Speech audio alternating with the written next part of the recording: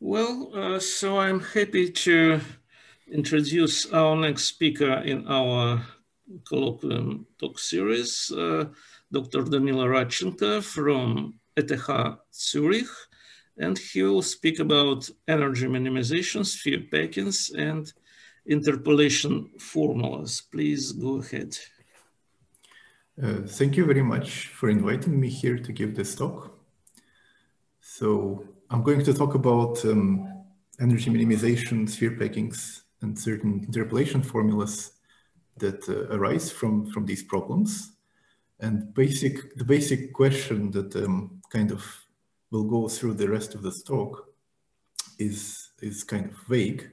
But the question is, what is the best way of arranging points in the Euclidean space, so in d-dimensional Euclidean space? And it's kind of vague because I don't say what I'm aiming for. So I'll try to make some approximation now. And the approximation is we're interested in the distribution of distances between points. And there is a physical kind of approach to this. So what is the best possible arrangement of points? So if you imagine that these points are particles and they have some repelling forces between each other, which have some kind of law which only depends on the distance between points. And you want to minimize the potential energy of the system. So that would usually give somehow nice configurations of points. And this is also motivated by actual certain problems from material science. So I'm not going to talk about physics at all, but this is in a sense like a major part of the motivation. So what you could think about is we're just minimizing this potential written here. So given a certain subset of points in d-dimensional space, we minimize the sum of certain potential function over all distances between these points. And this is somehow a bit naive. So it works very well. This formulation works very well if the set C is finite and if we're constraining it to a complex set, then you always have a well-defined problem. But somehow if you have an infinite set and if it lives in the Euclidean space, the points, so if you imagine what would be the usual potential, it will decay at infinity. And in principle, if you have a finite set C or even infinite set C, nothing stops it from going, escaping to infinity and decreasing the energy to zero. So there is something one needs to do about that. And somehow, I don't want to spend too much time on the actual technicalities, but there is a modified definition. So instead of taking the sum over all pairs of this potential function, so what I did here is I changed the notation a little bit. So now instead of the function g of distance, I have a function p of squared distance. And now instead of just taking the sum over all pairs, we take a sufficiently large ball. So I take a ball of radius r, and you take all interactions inside that ball. And then you take some limit as the size of the ball goes to infinity. Okay, so this is just what is written here. And there's, I mean, it's written with limit here just to make everything well defined, but somehow all the interesting configurations will have actual limit. And so it's somehow more of a technicality than an important point.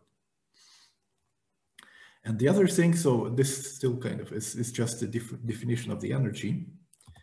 And the other thing is how to stop points from escaping to infinity.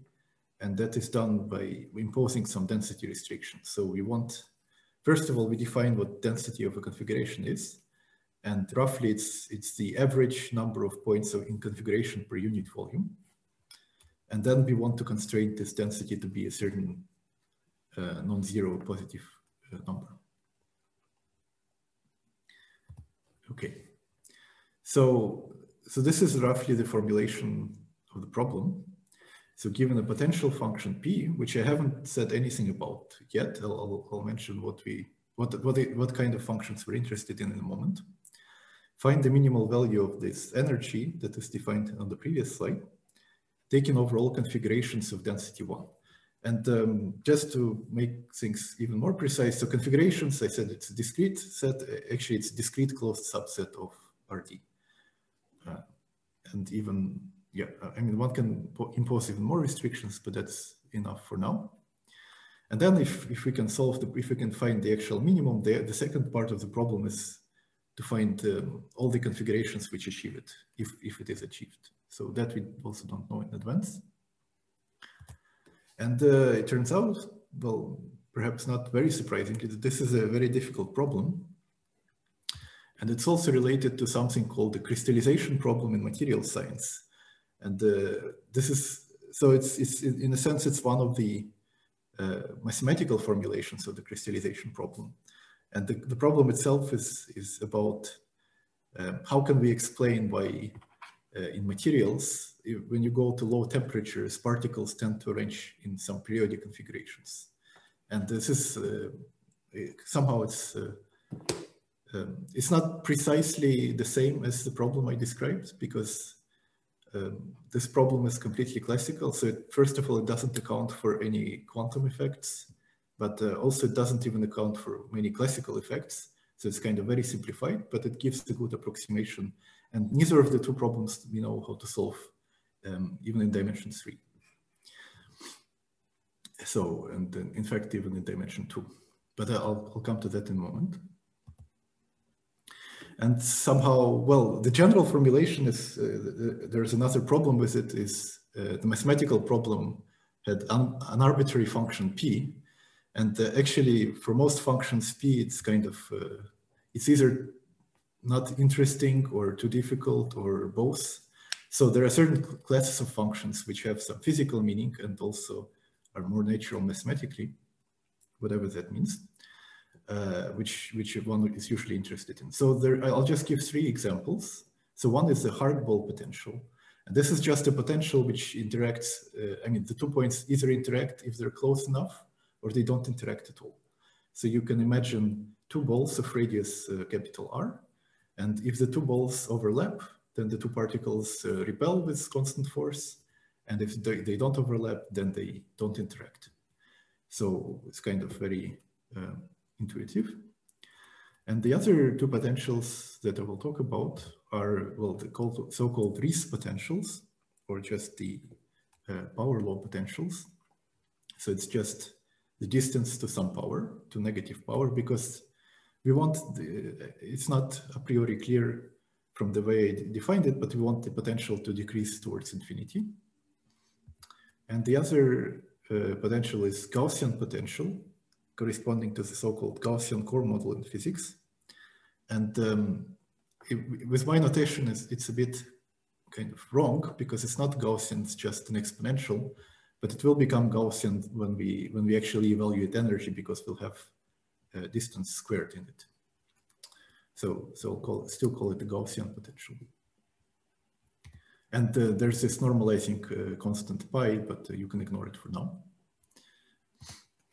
So, I mean, this, what I was talking about is somehow physically motivated, but the energy itself appears very naturally in number theory as well. So if you look at the lattice and you evaluate the p energy with respect to the Gaussian potential, what you recover is more or less the zeta function of the lattice. And if you look at the power law potential, you recover the Epstein zeta function of a lattice. And so these are kind of very basic objects in number theory. So when the potential is a hardball potential, the problem in a sense simplifies to something that you will recognize very quickly. So we're interested in minimizing the interactions, which are now just pairs of overlapping balls. And the minimal possible energy would be if none of the 2 balls overlap, which would correspond to 0 energy with respect to the hardball potential. And then the question really becomes the so-called sphere packing problem. So I recall the density we had before. So it's just the number of points per unit volume. And the packing distance, we just define it as the minimal distance between pairs of points. And the sphere packing problem asks to maximize one of these quantities while fixing the other. So if you maximize the density, then we're interested in maximizing the packing distance. And vice versa, if you fix the packing distance and maximize density, it actually is the same problem up to rescaling, more or less. Okay, so this is something very classical. So in fact, this is also sometimes called the Kepler conjecture. And it was so the first formulation that I know, it goes to Johannes Kepler's manuscript, The Six-Cornered Snowflake from 1611. And it's kind of an interesting book. So Kepler was interested in answering the question, so why are snowflakes, why do snowflakes have six-fold symmetry or 12-fold symmetry, if you think? So why do they have dihedral symmetry built in? And he has, I mean, the book itself is kind of interesting in how many different sources of inspirations he's trying to draw from to explain this phenomenon. And one of them is actually packing balls. And the question of packing balls, he didn't come up with himself, apparently. So he learned it from another, well, from an astronomer, from an English astronomer, Thomas Harriot, who himself was interested in it, apparently for the sole reason of packing cannonballs on ships. And so at the behest of Sir Walter Raleigh. So here are these three gentlemen. And just for fun, I put this picture from Wikipedia. So this is, as far as I can tell, it's from the original manuscript by Kepler. So this is a diagram in which he shows how to stack balls in a pattern that apparently is the most optimal. And you can see you just put certain layers of triangular arrangements on top of each other. And he conjectured that this is the best way of doing this in 3 dimensions. And in fact, this is now a theorem. And somehow it took a very long time to prove this. So this is a theorem due to Thomas Hales. And the proof of the theorem is somehow very intimidating, at least to me. So it relies on lots of computer calculations and lots of other combinatorial ideas. And somehow, so I'll just mention that some of the ideas going into this proof were imagined by Weierstadt, who himself proved the 2-dimensional version of the sphere packing problem. But I'm not an expert at all on this theorem, so shouldn't say too much. And another part of the story is that, in a sense, the proof given in, I mean, the original proof of Thomas Hales was relying on some numerical calculations done on the computer with floating point numbers. And because somehow not everyone believes those things 100%, there is now a second proof, which is, well, it's not very new now, so it's from 2014, which is still computer-based, but now it's somehow formally verified. So in a sense, it's the best kind of proof you can achieve if you don't actually intend to read it, if you want to let the computer do all the work. So this is, I mean, this is now a 100% proved theorem, if you believe computers somewhat. So on this slide, I will just present more or less everything precise, every exact answer we know to the sphere packing problem. And it's actually not much. So dimension 1 case is kind of trivial, so I don't want to even bother talking about it. In dimension 2, so I mentioned Weierstadt before. So that's actually a theorem of Thue, even though not everyone agrees whether the proof Thue gave was like mathematically rigorous or not. I mean, whatever kind of issues there were with this proof, they were fixed later in around 1940s anyway. So so in the 2 dimensions, the best packing is achieved by the hexagonal lattice, which I'll show in a moment. In 3 dimensions, or the hexagonal lattice or the A2 root lattice, so this is the same, the lattice that comes up in the classification of simple Lie algebras. In 3 dimensions, this is again a lattice which achieves the best packing density, and this is what Kepler conjectured. It's kind of a bit different from two-dimensional case in the sense that there is actually infinitely many configurations achieving the same density. So one of them is the A3 lattice. And so in any case, this was proven by Hales in 1998. And then there's a gap. So there's certain dimensions for which we know almost nothing, in a sense. And then there's dimension 8, which was the breakthrough work of Marina Wysowska from 2016. And more or less, I mean, the preprint itself appeared 1 week later. So the dimension 24, using similar techniques, was done by a 5-author collaboration, again, 2016. It's just 1 week later after Marina's work. And I just want to say a few words. So the dimensions kind of like, there's this division point between dimension 3 and dimension 8. So the larger dimensions are done by, I mean, they use very different ideas. So the small dimensions are reliant on some combinatorial ideas and local analysis of how configurations can be constructed. And higher dimensional cases, they all rely on Cohn-Elkis linear programming bound. And I won't talk at all about the local ideas, the combinatorial ideas, but I will talk about the linear programming method.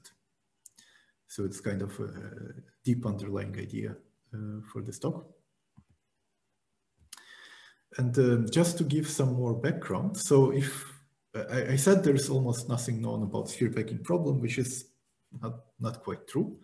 So if you restrict to just packing the space with lattices, so which kind of makes the problem not infinite dimensional, but finite dimensional, but still kind of on a complicated manifold. So then actually a lot more is known. So the theorem of Thue that A2 is the best packing in 2 dimensions was actually a theorem of Lagrange from 1773.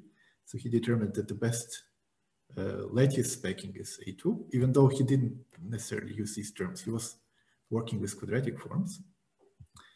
And then, well, the Kepler conjecture case, when restricted to lattices, this was known already to Gauss in 1831.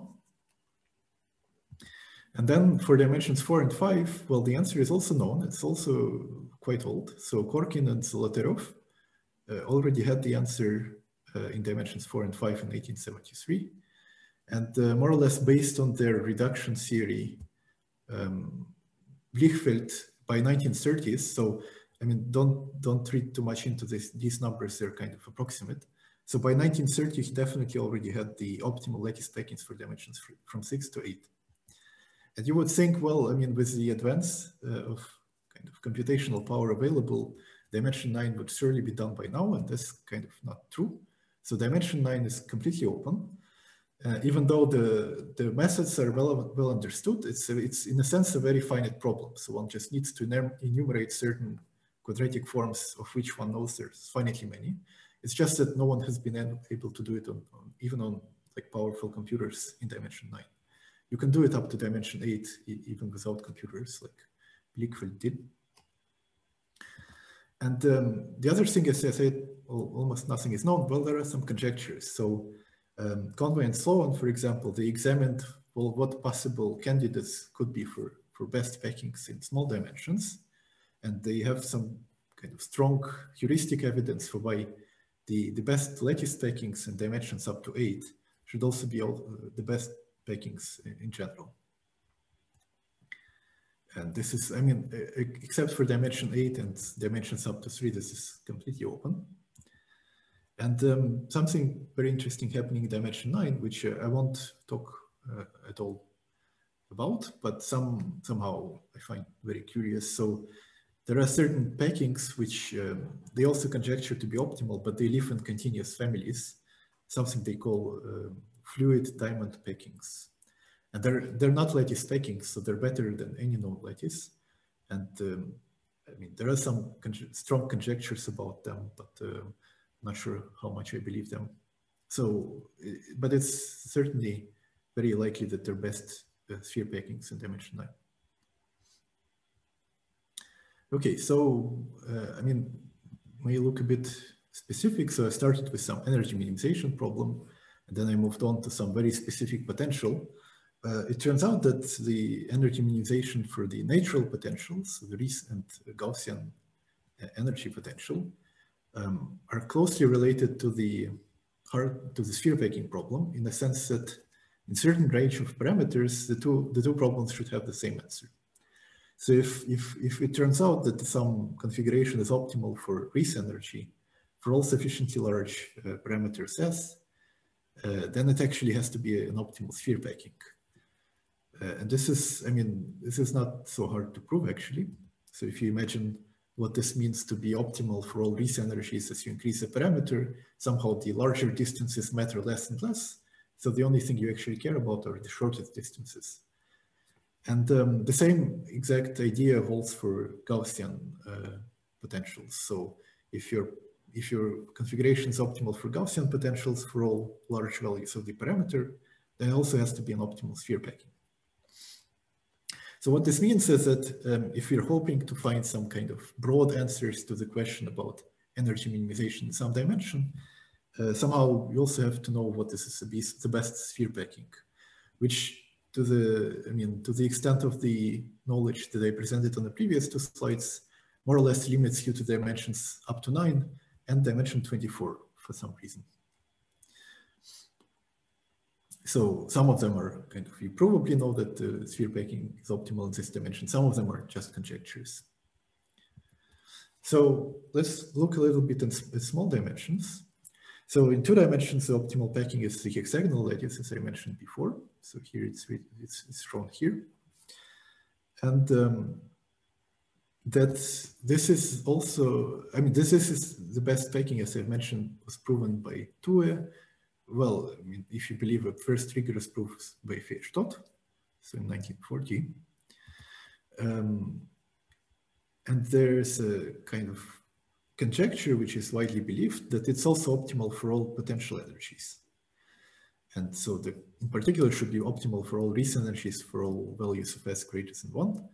And somehow this is not known for any value of S. So while the sphere packing optimality was proven in 1940, there's somehow very little progress on this problem. And well, there is some progress in the sense that, again, if you restrict to certain special classes of configurations, if you restrict to only lattices, then this is again known, and it's somehow a lot easier, but not trivial. And this is a result due to Montgomery. So this is optimal for Reese potential among lattices. And if you look at the other lattices from the list before, it's hard to prove such results for higher dimensional lattices. So actually not much is known, even for a lattice energy minimization. Excuse me, I'm a little confused. Yes? Did you say before that optimal for Reese potential is also optimal for sphere packing or not?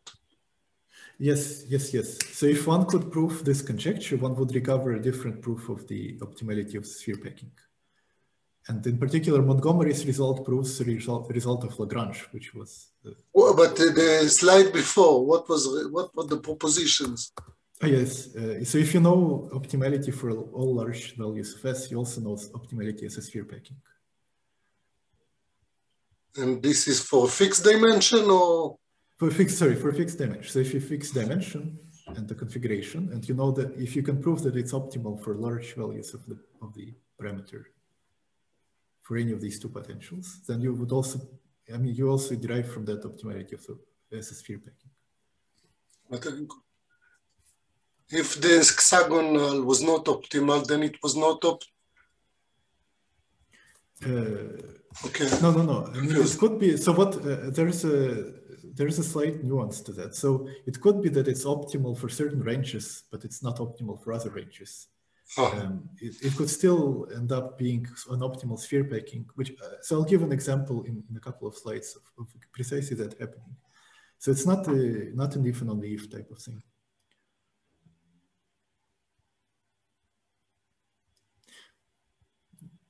Okay, so we'll continue. So just to give somehow a little bit more intuition.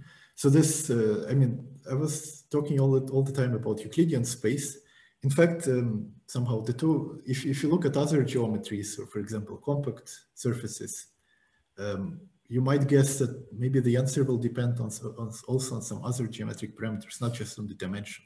It could also depend on the curvature, things like that. And in fact, somehow, well, probably does, but there's a leading term in the asymptotics which doesn't. So it only depends on dimension. There's a nice result by Hardin and Saf.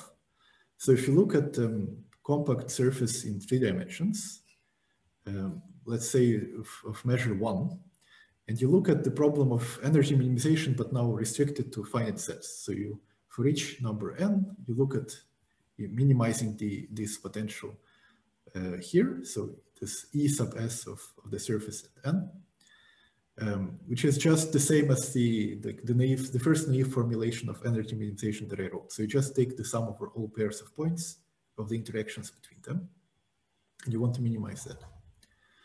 So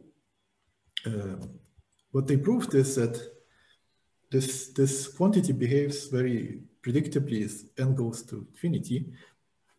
So there is a certain universal constant c which depends only on small s, not big S.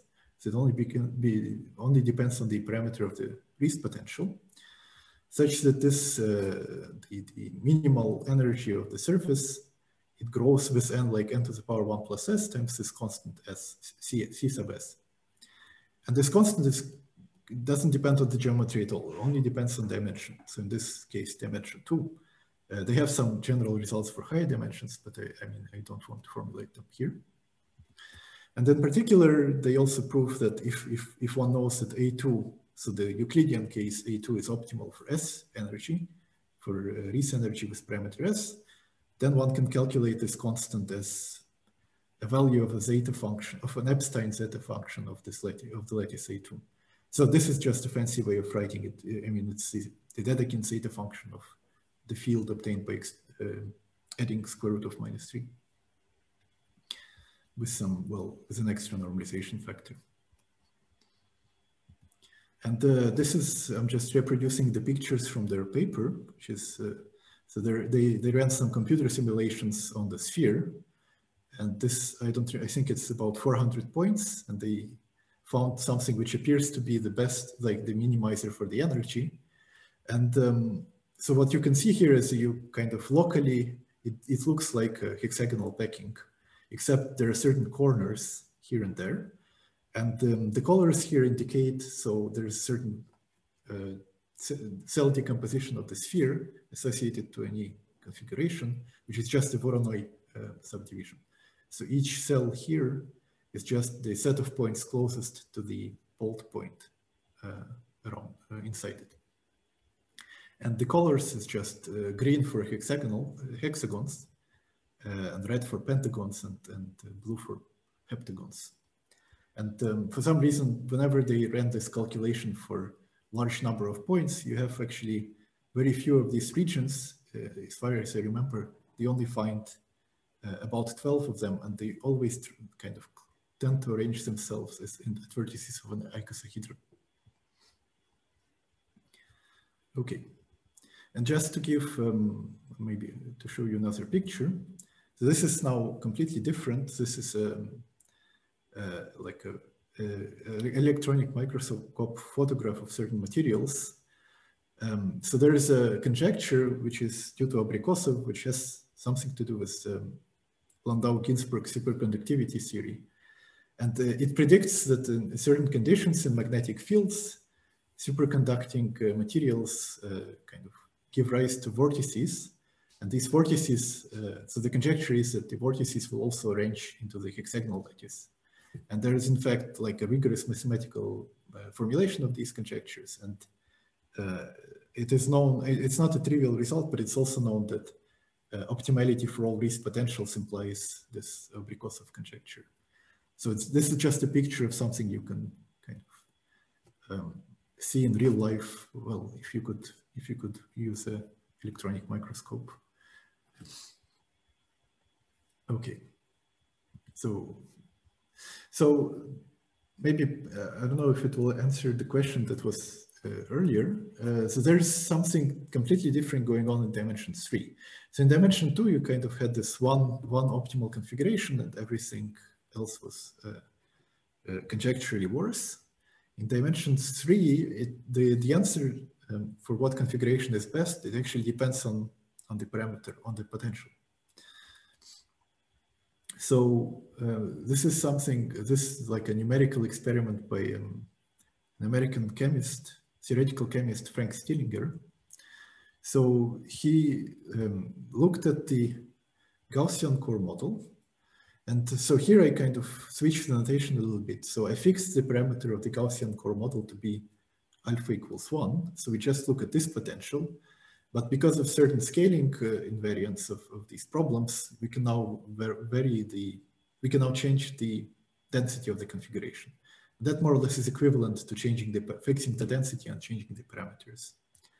So if you fix this potential here, and if you look at densities of configurations which are very small, then it turns out that one lattice seems to be the best. And it's a lattice that's better than all other configurations.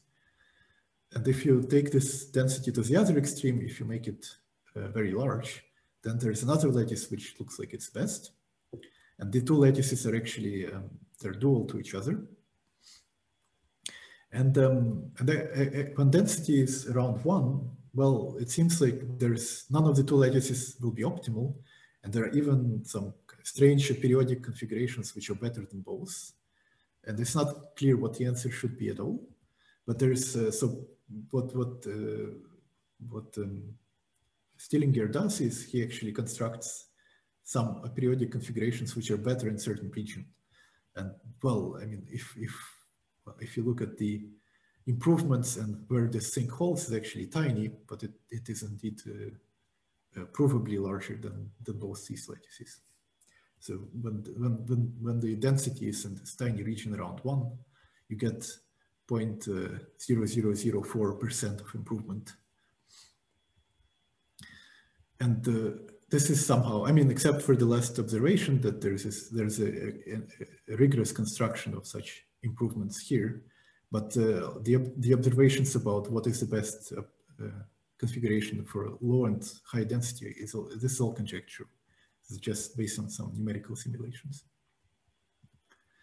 And so I have these FCC and BCC lattices. These are just the code words for body-centered cubic lattice and face-centered cubic lattice. So you just take the standard lattice z to the z cubed, and you take some translates of it to come up with another lattice. And the body-centered cubic lattice is just you take one translate and put it into the center of the cube for the fundamental cube of the lattice. And face-centered cubic lattice, you take 3 translates and you put them into centers of, you put them to the centers of faces of the fundamental cube. So, and somehow, these two are dual in a very precise sense. So one is the dual lattice of the other with respect to the usual inner product. Okay, so somehow we have two very different situations. So in dimension 2, we had one configuration which was universally best. And in dimension 3, well, we had some configurations in some ranges were best, and in some other ranges they were worse than some other configurations. Somehow the whole thing was very complicated. So there's, I mean, it will be interesting to understand what's different between the two cases. This is precisely what motivated Cohn and Kumar. So they introduced the notion of universal optimality. I mean, they introduced it in some general setting, but in particular, they also studied it for Euclidean spaces. So we just, following them, we define configuration to be universally optimal if it is optimal for all energies which are completely monotone functions. And I mean, completely monotone functions are just functions. So the definition is it's elementary. I don't put it here. It's just positive functions which are decreasing, with second derivative is positive, with third derivative is negative, and so on. And the only thing you really, for the purpose of this talk, the only thing you need to care about is that the Riesz potentials and the Gaussian potentials are all completely monotone. And the other thing is, yes? No. So the other thing is that, in fact, a second reason for why I don't even care about the definition is that Gaussian potentials span the cone of completely monotone functions. So this is a result of Bernstein. You could have been there for the start of Hava, not alone the end of the Hava. Sorry, is that a question or?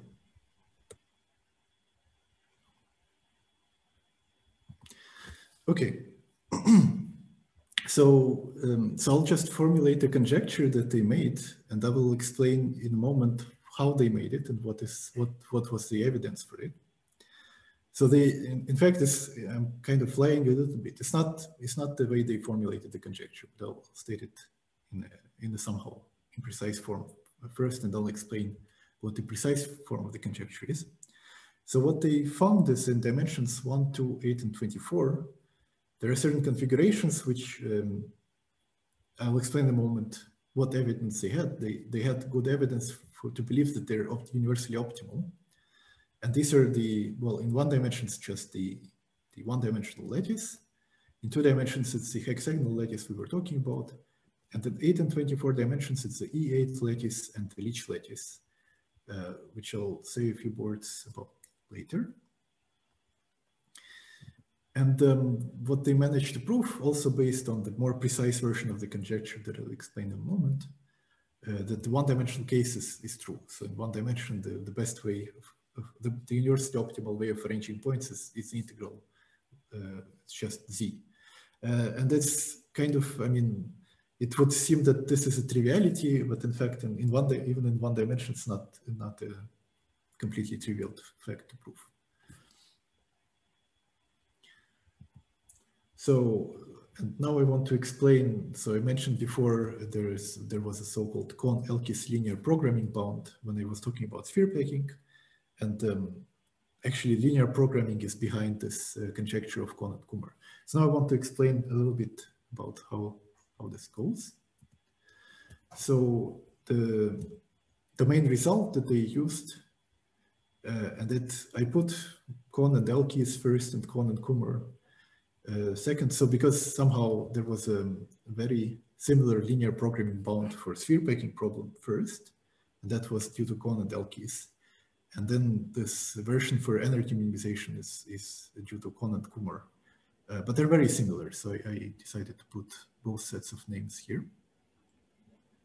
So the idea is there is a certain so there's a certain relaxation of the problem we're trying to solve. So we're trying to minimize energy over all configurations, and in a sense there's a certain relaxation where we allow a lot more for our configurations, and the problem becomes linear.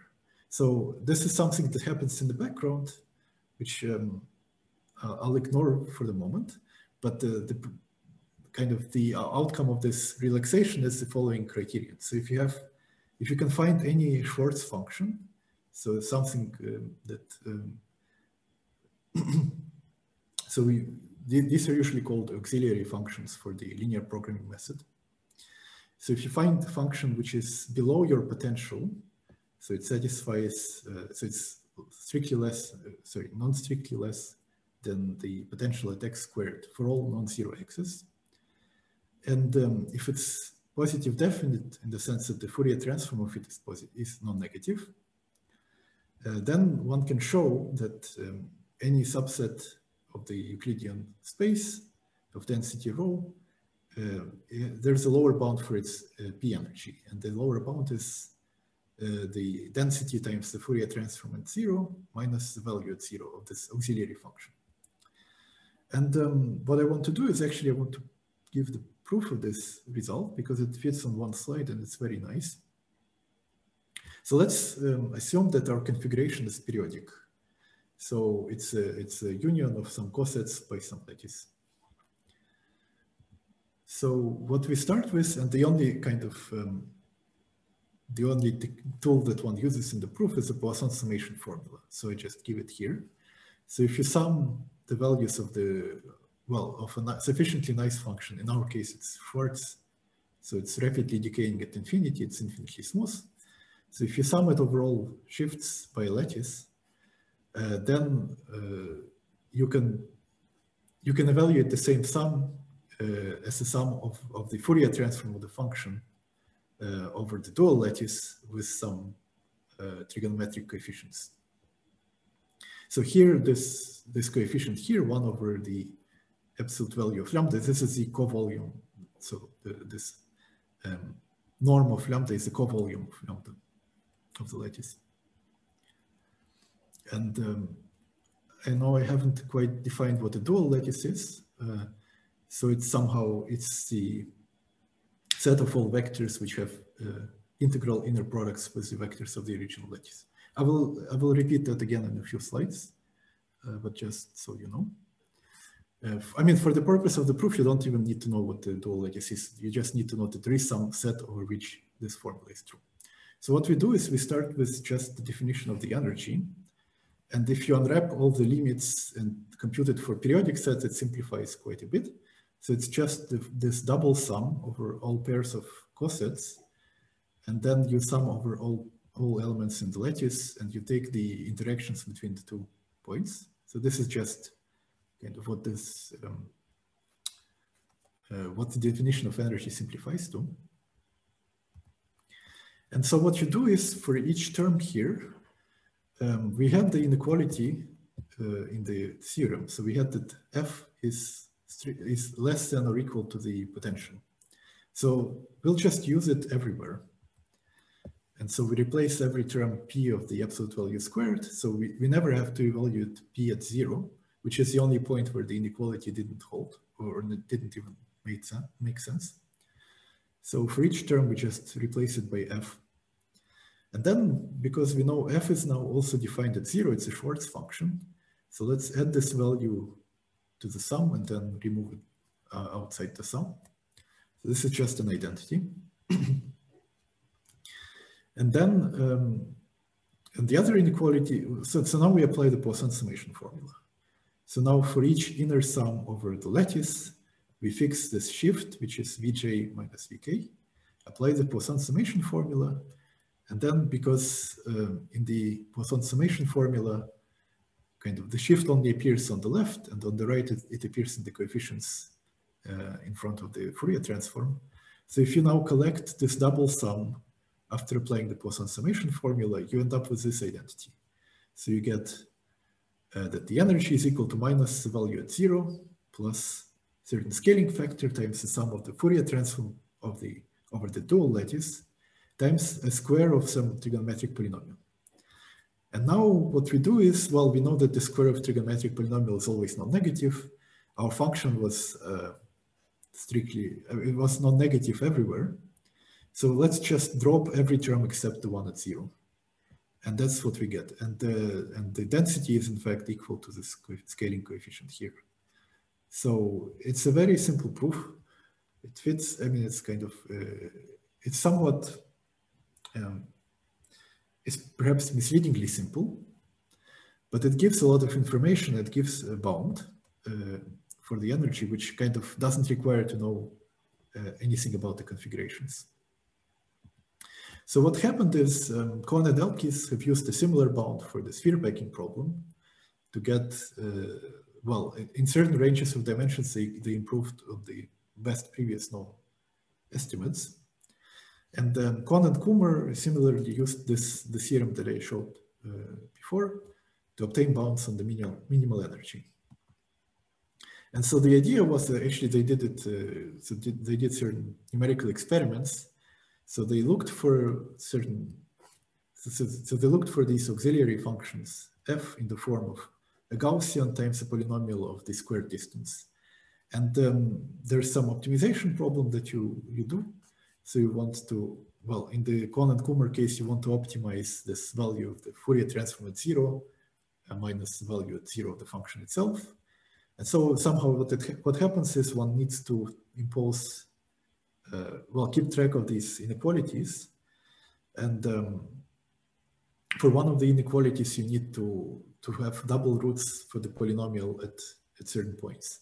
And then they optimize the positions at these points. And there's some, I mean, there's a lot of details that I don't want to go into, but somehow it's not a very difficult problem to come up with. It's kind of hard to solve it. What they did, they found some approximations on the computer. And what happened is something surprising, that in dimensions 1, 2, 8, and 24, the bounds that they were getting by this method, so finding auxiliary functions, were getting closer and closer to the values that actually are the energies of certain configurations. And in principle, if the two values agreed, if the lower bound agreed with the upper bound, then you automatically have solved the problem. So you would know what the best configuration, what the best energy is. And that's exactly what they conjectured. So the conjecture wasn't necessarily that the configurations are universally optimal for some unknown reason. It was precisely for the reason that there should exist an auxiliary function for their linear programming bound.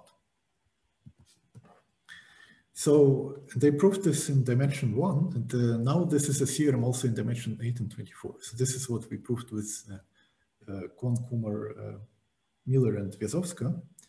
So in dimension 8, the Leech lattice is universally optimal. Sorry, the E8 lattice is universally optimal, and in dimension 24, the Leech lattice is universally optimal. And well, in fact, we proved the conjecture of, I mean, we proved it by this linear programming method. So just to give some idea, so and that's also something I'll use in a moment. So one can define the E8 lattice as just the sum of the union of integral lattice, and it's translated by halves. And you pick out only the vectors in that set which have sum of coordinates even. So this is just like a one-line definition of the E8 lattice. Doesn't tell you much, well, except one can use it to prove some properties very easily. And I don't give a definition of Leech lattice. I mean, there's a similar one-line definition, well, maybe like two-line definition, but it also doesn't tell you much. So the only thing you really have to know is that the two lattices are self-dual. So this, the lattice itself is equal to the dual, which I defined here as a set of points with integral inner products for all vectors in the original lattice. And the two lattices are even.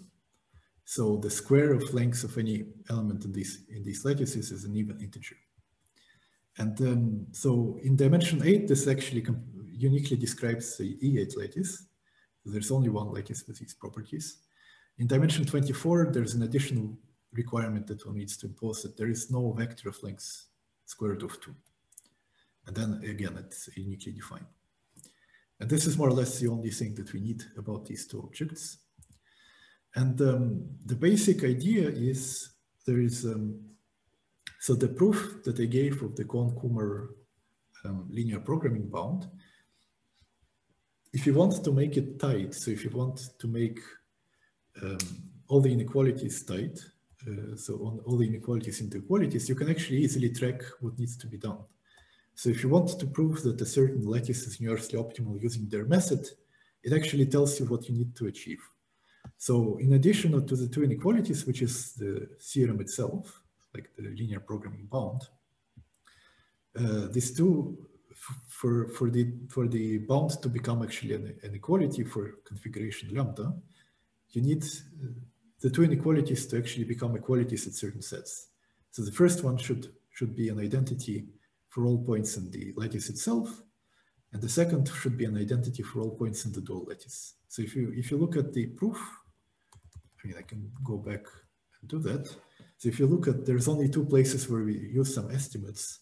And in the case when the set is a lattice, there's actually no double sum, it's just a single term with no shifts. And then you see here that all the inequalities we applied should be equalities. So this gives one condition. And the second place where we do inequalities is here. And again, it's very easy to see which conditions we need to make into equalities. So whenever if you can actually find a function that has this list of properties, then just from looking at the proof, you get that the I mean, the proof automatically proves that the lattice is universally optimal. So it's optimal for any energy for which you can solve this. Yes. So in the case when the dimension is 8, this, because the lattice was even, all these entries here, x squared, and the absolute value of x squared and the absolute value of xi squared, and since the lattice was self-dual, this will be the same sets. So all those entries are just even integers. So if you look at this carefully, you have two things. So one is you have an identity. So for example, the Fourier transform should vanish at all points of the dual lattice, but also the function itself is everywhere non-negative. So if you assume that the function is radial, which, I mean, there's a small argument which one needs to do, but actually one can always assume that. Then this tells you not only the value at the square root of 2n, because, I mean, in particular, the f hat should vanish, but also the value of the derivative because it vanishes to the second order because of the inequality. So just looking at this, the sufficient conditions for optimality, we see that any auxiliary function, if it exists at all, we know what the values are at these points. So what the values of the function is, of the Fourier transform, and of the derivatives. And a similar thing happens for the Leech lattice, except you don't have the value at square root of 2. You don't have any of these values. But it's kind of completely analogous. And so if you could somehow construct some candidates of functions which had prescribed values at these points, then it would be a good source of examples to try to put into the theorem and to check whether the inequalities actually hold. So the main result of this of the paper that I'm talking about is actually that there is such a result. I mean, there is a way to reconstruct a function, and actually not only. I mean, it would be nice to have some source of functions with these values, but actually, when you prescribe the values, it turns out that the function is uniquely determined. So what happens is we found a linear interpolation formula that recovers an arbitrary Schwarz function in the space. So the formulation is a bit awkward because we're working with 2 dimensions 8 and 24. The result is more broadly applicable, but I only formulated here for these dimensions. So there's a linear interpolation formula that recovers the function from just knowing the values that I listed on the previous slide, also here above. And these coefficients, a and x, b and x, and so on, they're also Schwarz functions, and they're in fact also uniquely determined. So there's only one such interpolation formula that can exist. And there's a certain offset in the summation, so it starts at 1 for dimension 8 and at 2 for dimension 24. And so something, yeah, I should also say that, so these values can be prescribed freely. That's another property of this formula, which doesn't necessarily follow directly from the theorem. So whatever values you plug for f, for these coefficients, f prime, f hat, and f hat prime, this sum always defines a function which actually has these values at these points. So, so these basis functions, a and x, b and x, and so on, they kind of they behave like delta functions on the set of square root of 2n. And I most definitely won't have time to talk about this, but the basis functions are integral transform of certain modular forms. And the whole story is surprisingly has very intimate connections to modular forms for the group SL2Z. Okay, so now this is kind of the last topic that I want to discuss a little bit. So the existence of such a formula is kind of a surprise. Even though, like a posteriori, if you think about what it means, one can construct similar examples, but it was the first of its kind. And the question is, so kind of more general question, let's say instead of the sets of square roots of even integers, which was in the previous slide, we just picked any two closed sets A and B, and considered the restrictions of the function to the set A and the Fourier transform to the set B. So when does these restrictions determine the original function uniquely? And well, there's some classical results in harmonic analysis, but usually they have one of the sets very small, and the other set is kind of complement of a compact set. So for example, if you take the set A to be integers and the set B to be the complement of the interval from -1/2 to 1/2, then there is a Whittaker-Shannon interpolation formula, which more or less tells you that the function is uniquely determined in a very precise way.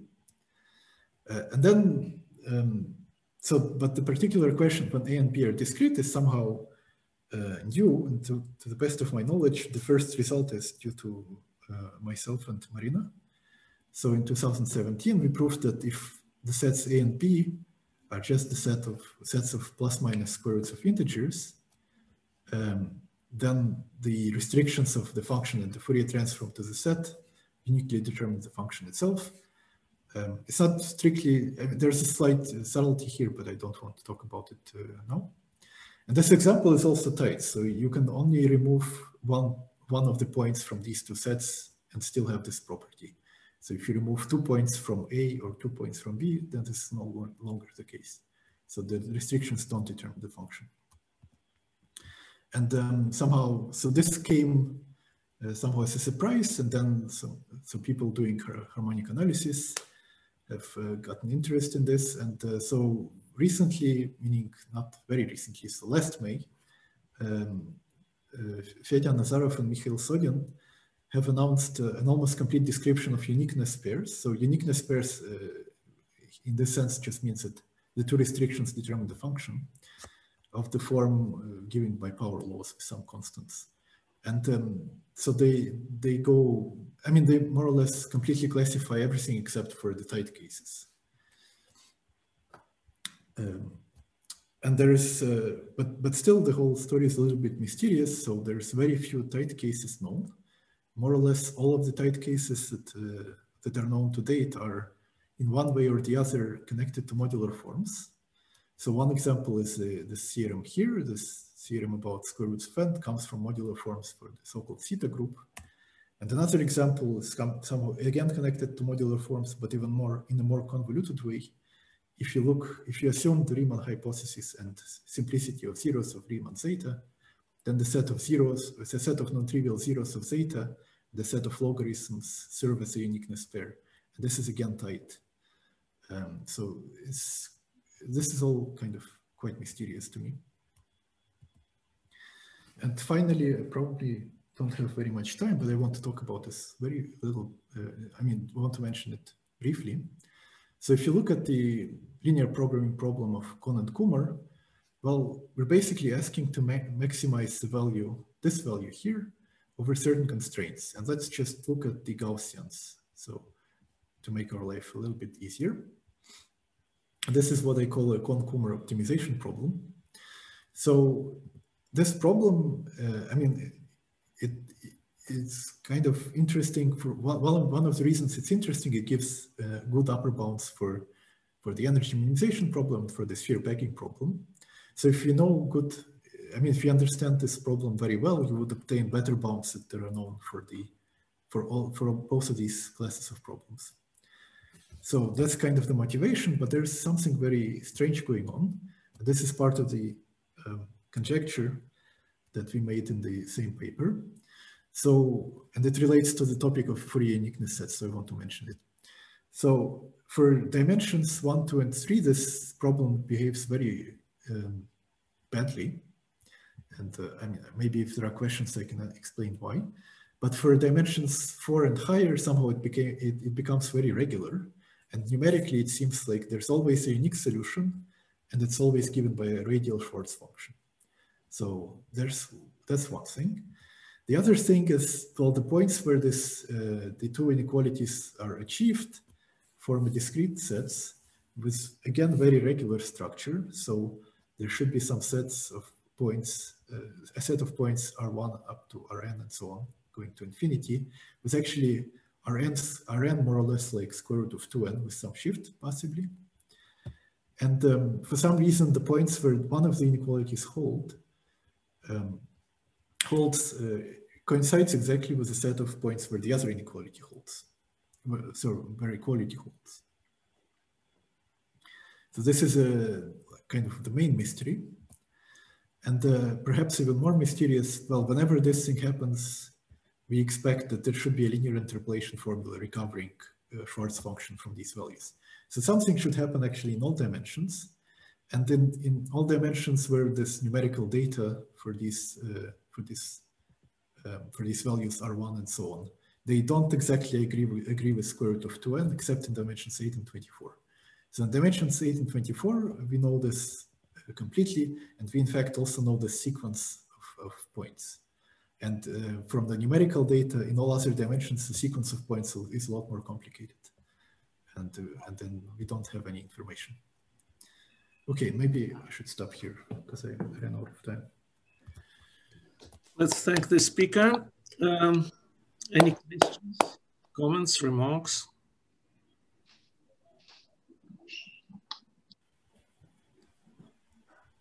I have a question regarding your asymptotic ambitions, so to speak.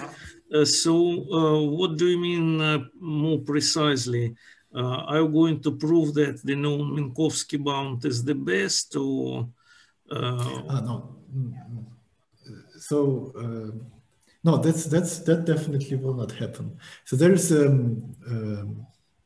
yes. So there is a Kapatiansky-Levenstein bound, upper bound for sphere packing, Yes, which at the moment is the best known. And so until recently, many people believe that it's probably the best that can be achieved with the linear programming methods. And there is some numerical evidence that has arisen more or less in the past 2 years that one could improve the exponent in the Kapatiansky-Levenstein by doing this, by solving the Cohn-Kumar problem or Cohn-Elkis optimization problem. So there's, I mean, so I don't want to misname who the authors are.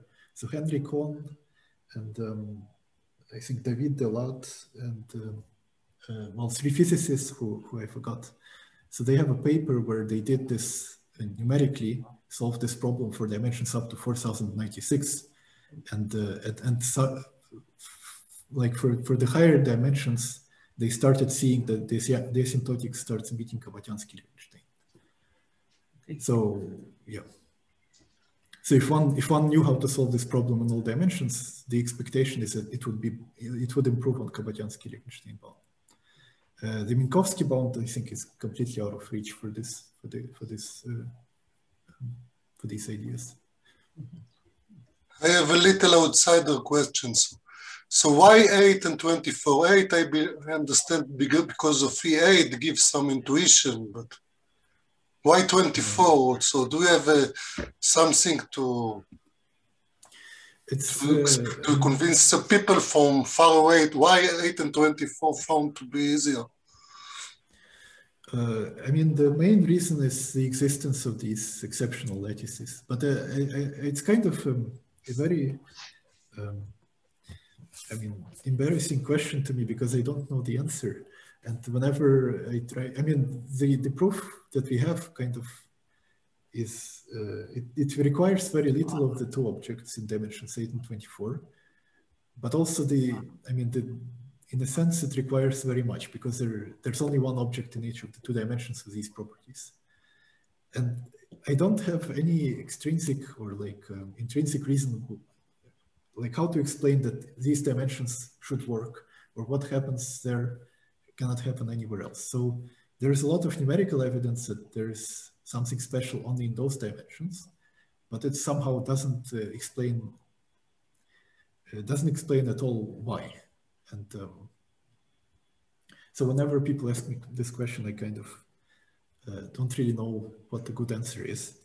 There is, yeah, I mean, there's a story of how Leach discovered the lattice in 24 dimensions, which is kind of interesting in itself. And it was somewhat by accident that he found the packing, and he thought it was, so he was interested in the packing problem, and he constructed his lattices from Golay code. And then in the first version of the paper he submitted, actually, there was no construction of the Leech lattice. So it kind of appeared in a remark after, after the proofs. So he just found a construction which worked a little bit better. And then somehow, mysteriously, it turned out that this lattice is so good, it gives rise to certain simple groups. It is now known as the best packing, but there's no kind of a priori reason why you would expect something like that to even exist. So yeah, I don't have a good answer. That was just a long way of saying I don't have a good answer. More questions, comments? Well, let's thank the speaker again for this beautiful talk. We'll meet next Sunday, still Zoom. Boris Zilber from Oxford will speak. The announcement will be sent out soon. Thank you.